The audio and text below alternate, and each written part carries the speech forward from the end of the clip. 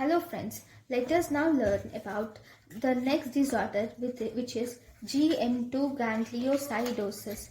So if you see, this GM2 gangliosidosis is an inborn error of GM2 gangliosidosis metabolism results in accumulation of metabolites in the lysosomes of nerve cells.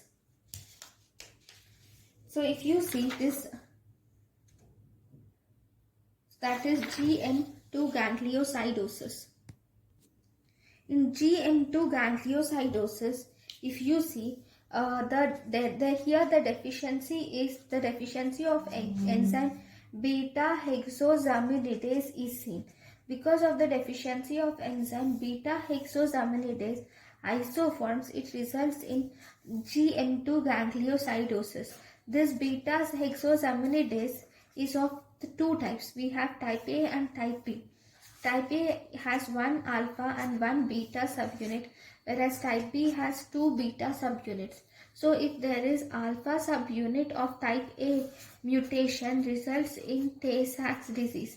Mutation of alpha subunit of type A results in Tay-Sachs disease, whereas mutation of beta subunit in both type A and type B results in a disease called as Sandorf disease.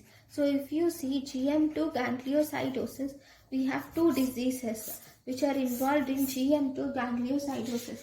One which is Tay-Sachs disease due to the deficiency of beta hexosaminidase A alpha chain, whereas Sandorf disease where there is deficiency of beta hexosaminidase A and B beta chain.